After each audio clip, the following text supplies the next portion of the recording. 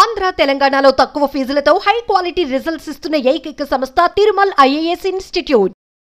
Hello Ram garu. Hi Nagaraju.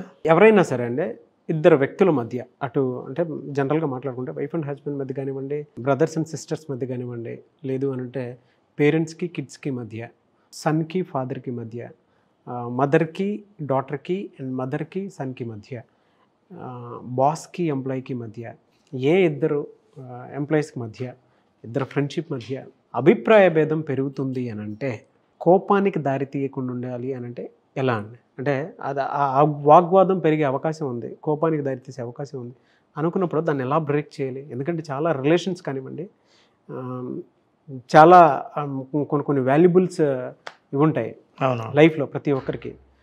అది ఒక relation అనే చెప్పలేము మనం. కరెక్ట్. రిలేషన్తోనే ముడిపెట్టి మనం చెప్పలేము. వాగ్వాదానికి వెళ్ళినప్పుడు ఎక్కడికైనా దారితీస్తుంది.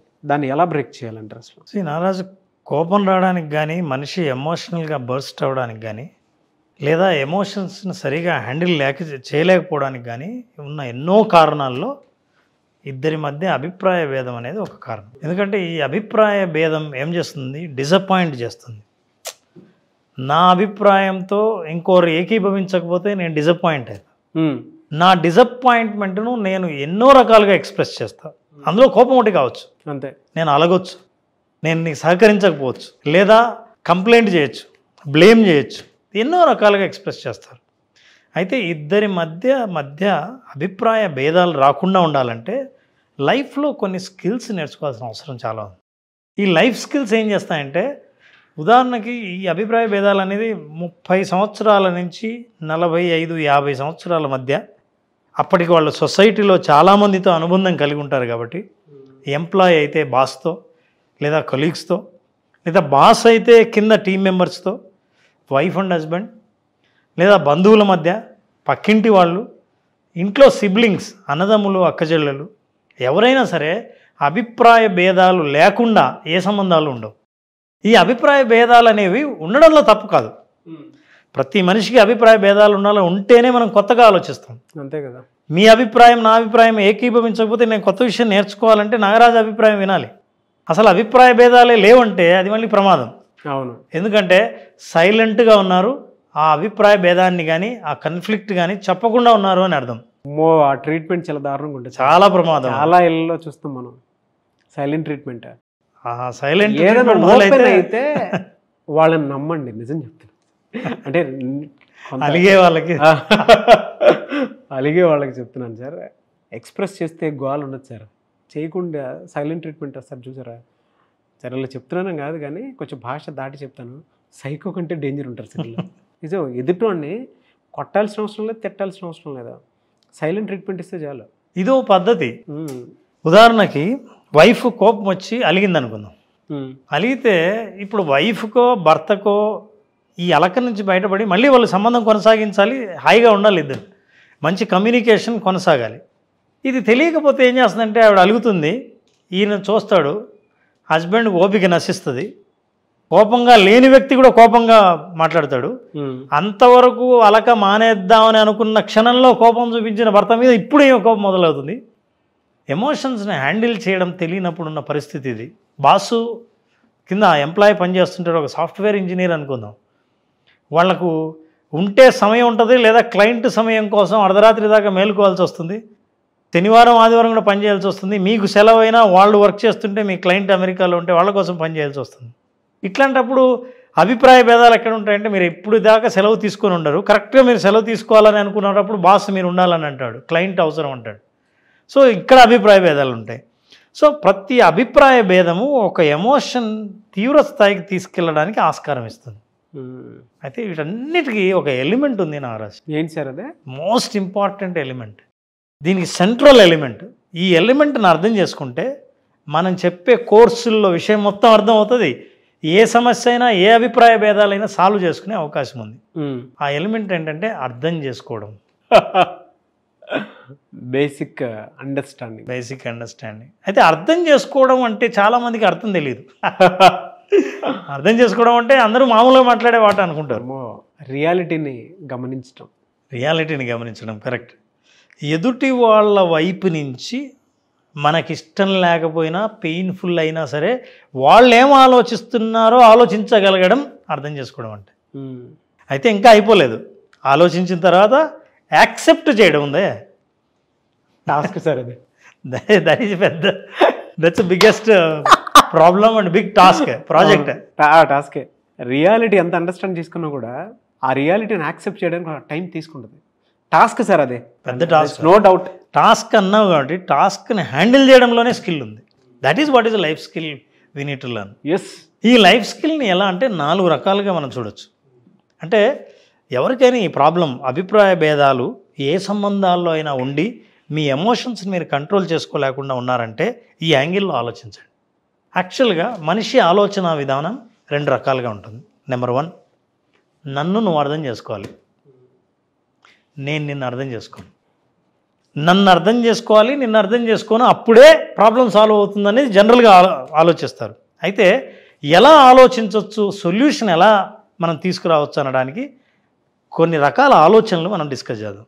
నెంబర్ 1, నన్ను నువ్వు అర్థం చేసుకోక్కర్లేదు, నేను నిన్ను అర్థం చేసుకోను, వెళ్ళు. ఇప్పుడు ఏమవుతుంది, అభిప్రాయ భేదాలు, ఈ అభిప్రాయ భేదాలని సాల్వ్ చేయడం కాకుండా అవాయిడ్ చేయడం అనే పద్ధతి వాళ్ళు పాటిస్తున్నారు. వీళ్ళే విడిపోతారు, శత్రువులు అవుతారు, గొడవ పడతారు. ఎందుకంటే నేను అర్థం చేసుకునే ప్రయత్నం చేయను, నువ్వు చేయక్కర్లేదు, నువ్వు చేయడానికి నేను ఏమాత్రం సహకరించను, నేను నిన్ను అర్థం చేసుకునే ప్రయత్నం చేయడానికి నీతో మాట్లాడను. ఇంకేముంది, సమస్యనే అవాయిడ్ చేయడం. అవాయిడ్ చేసిన సమస్య సాల్వ్ అవ్వదు, అది పెరిగి పెద్దదవుతూ ఉంటుంది, వడ్డీతో సహా తర్వాత తిరిగి ఇచ్చేస్తుంది. అవును. అలాంటి వాళ్ళు విడిపోవడమో, శత్రువులుగా కావడమో, లేకపోతే సమస్య లేదని అనుకుని భ్రమలో జీవించడమో ఉంటుంది. ఇక 2వ రకం, నన్ను అర్థం చేసుకోవాలి, నిన్ను మాత్రం నేను అర్థం చేసుకోను, నీ ఇష్టం, నేను బాస్, నాకు పవర్ ఉంది, నేను హస్బెండ్, నేను మగాడిని, నేను ఇంటి పెద్దను, నేను తండ్రిని, నేను అర్థం చేసుకుని నువ్వు నన్ను అర్థం చేసుకోవాలి. ఇలాంటి వాళ్ళది స్వార్థం. ఇక 3వది, నిన్ను అర్థం చేసుకుంటా, నువ్వు నన్ను అర్థం చేసుకోకపోయినా పర్లేదు, నేను నిన్ను అర్థం చేసుకుంటా, ఇది ప్రేమ.